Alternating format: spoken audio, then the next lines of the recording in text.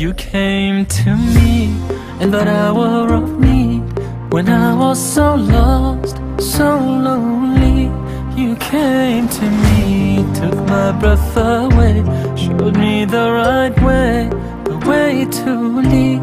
You filled my heart with love, showed me the light above. Now all I want is to be with you. You are my one true love, taught me to never judge. Now all I want is to be with you. What is the identity of the Muslim? The true identity of the Muslim that should not be shaken no matter what the challenges we're dealing with.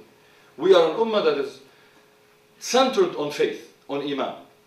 We believe in Allah subhanahu wa ta'ala. Everything we do for the sake of Allah subhanahu wa ta'ala. Our eating, our life, our death, our work, our activism, our goodness is to please Allah subhanahu wa ta'ala. That means we should not be shaken by who's happy and who's not happy. What is popular today, what is not popular today. What drives us is pleasing Allah subhanahu wa ta'ala, our creator. That's a very unique, that is what kept this ummah on the positive moving despite all the attacks and the negativity. Others would have not succeeded, believe me. What kept us positive is we know if it comes hard, it's a test from Allah subhanahu wa ta'ala. We know there's extra reward and sabr and so on and so forth. The belief in the brotherhood among Muslims. إِنَّمَا الْمُؤْمِنُونَ إِخْوَةٌ. We are brethren to one another. That makes us care about, if I live in Corona and you have a hardship, it's my hardship. And if I live in Corona, our community has some challenge, you feel it. You know, subhanallah, may Allah forbid, there's a fire that damages our masjid. I know this community would raise money to help that community before even building another wall. The same thing with any other community. Let alone, if we're sitting here in America and we hear about our brothers and sisters in Iraq, or in Afghanistan, or in Kashmir, or in Palestine suffering, it's as if we are feeling the suffering. That's the beauty of this religion. It makes it ingrained in us to feel the pain of one another. As the Prophet ﷺ described the believers when he said, مَثَلُ الْمُؤْمِنِينَ فِي تَوَادِّهِمْ وَتَرَاحُمِهِمْ وَتَعَاطُفِهِمْ كَمَثَلِ الْجَسَدِ الْوَاحِدِ. The example, the similarity, the similitude of Muslim believers to one another, and their love to one another, and their mercy to one another is like one body. إِذَا اشْتَكَ مِنْهُ عُضْوٌ.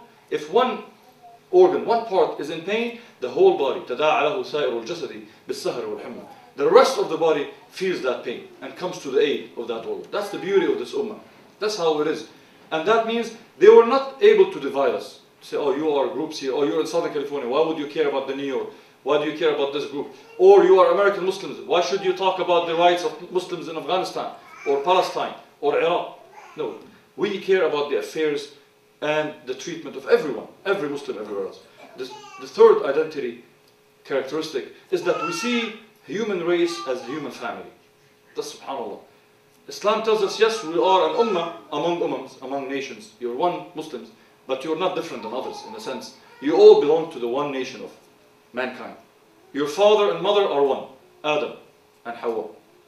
And the examples from the verse of the Quran where Allah subhanahu wa ta'ala tells us, وَجَعَلْنَاكُمْ شُعُوبًا وَقَبَائِلَ تَعَارَفُوا, and we made you into nations and tribes so you know one another.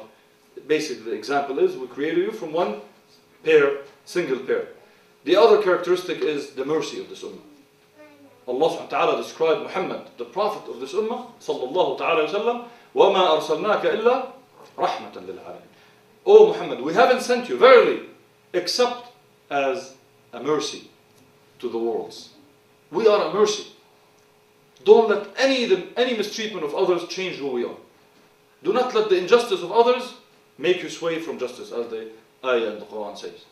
Do not let the unfairness of others, the hatefulness of some people, let you give up on your generosity and your mercy and your forgiveness. Because otherwise we become like the people we complain about. If we complain about shaitan and their attitudes and his soldiers, we should not become like shaitan. So always stick to that. The other aspect is the moderation. Yes, Islam is about the middle ground. Allah subhanahu wa ta'ala said, وَكَذَلِكَ جَعَلْنَاكُمْ أُمَّةً وَسَطًا لِتَكُونُوا شُهَدَاءَ عَلَى النَّاسِ. Allah subhanahu wa ta'ala said, O Muslims, I have made you an ummah of justice, of moderation, of middle ground. Wasat means moderation, justice, middle ground. That's the same meaning in Arabic. Allah is saying, O Muslims, I have made you the ummah of the middle ground. When anyone deviates left or right, you are the one who bring the balance. When people become racist, you tell them, hey. People become greedy, you tell them, be generous. People become hateful, tell them, forgive. People want to wage war, you tell them, make peace.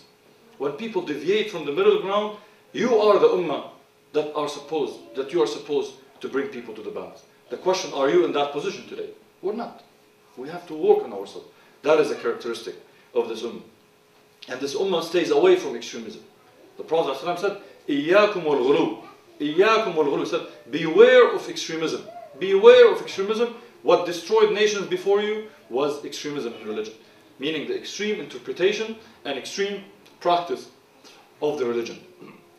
We are an ummah of purpose, and I'm just about to finish. We are an ummah with a purpose. We're not just an ummah that eats and drinks and have a job and... No, we're not. I'm sorry, if you thought this is like a country club you join, it is not. When you say, La ilaha illallah Muhammad Rasulullah, now Allah subhanahu wa ta'ala has put upon you, on your shoulders, a purpose. What is that purpose? Allah subhanahu wa ta'ala says, كنتم خير أمة أخرجت للناس تأمرون بالمعروف وتنهون عن المنكر وتؤمنون بالله. Allah subhanahu wa ta'ala says, you are the best of nations sent to mankind. Sent mean, I sent someone on a mission. Allah is saying, I'm sending you on a mission, a purpose, sent to mankind, all people. You're not sent for the Arabs, for the Persians, for the Afghans, for the Pashtuns, for the blacks, for the whites, for mankind. Why? Why are we classified as the best of nations? It is not the race, it's not the language, it's not arrogance. It is not, we're not playing better than others because we speak certain language. No. Very specific. تأمرون بالمعروف. You enjoin the good and forbid wrong. Speak against injustice. And you believe in Allah subhanahu wa ta'ala. What makes you special and why this special status is about helping others is because you are the nation that should always enjoin the good. Speak for the goodness. Not for your own good. That will be cheap. That will be selfish. Goodness for all people. And you speak against injustice. Not just when it hits you. When it hits others. Specifically if it's done by someone from you in Islam. It's important. But we speak against all injustice. And we do it for the sake of Allah subhanahu wa ta'ala. وَتُؤْمِنُونَ بِاللَّهِ. We are an ummah of purpose, my dear brothers and sisters. And our purpose as an ummah, as Muslims, as American Muslims is very clear for us. We have to speak against injustice. Today we are the target of racism and discrimination. Others would be at another time. But it means we have to speak against injustice all the time. We have to speak for equality for all the time. It is unfair that in the richest country in the world today, there are 45 million people who go without medical access or health care. 45 million people in the richest, wealthiest, best well-to-do country in the world. Today, 45 million. Yes, the Muslim voice should have been louder with the healthcare reform. To make sure that everyone in America, every human being, forget about being American or not, every human being in America should have access. Can you imagine a family having to decide whether to take their child to a doctor because they can't afford it or not? Would you accept it for yourself? No, we wouldn't accept it for others. We are missing. In the voice of anti-immigrant sentiment that exists today against Latinos or against other immigrants, we have to be at the forefront defending them. When there is racism, we should be at the forefront speaking against it. This is important, my brothers, and I'm mentioning things that are not necessarily impacting our community. Because if we want others to take us seriously, we have to be sincere. Not for others to see it. We have to be genuine. When we like good, we like good for everyone. We're fighting for good for everyone. Speaking against injustice, no matter who the victims of that injustice might be. We are indeed an ummah of courage and passion for justice. The Prophet ﷺ taught us when he said, مَنْ رَأَى مِنْكُمْ مُنْكَرًا فَلْيُغَيِّرْهُ بِيَدِهِ فَإِنْ لَمْ يَسْتَطِعْ فَبِلِسَانِهِ وَإِنْ لَمْ يَسْتَطِعْ فَبِقَلْبِهِ وَذَلِكَ أَضْعَفُ الْإِيمَانِ. He said, whoever amongst you sees any injustice, any munkar, any wrong, any injustice, let them change it with their hand. Meaning take action, organize. If you can't, speak against it. If you can't, at least hate it in your heart. And that is the weakest of faith. We are an ummah also of trust and faith in Allah subhanahu wa ta'ala no matter what. We are an ummah that has a role model. So our role model is a living model. Muhammad sallallahu alaihi wasallam died physically, but his teachings are living forever. His sunnah is alive forever. Is there. His teachings and the Sunnah is in the Quran and the Hadith and the Sunnah. It's clear.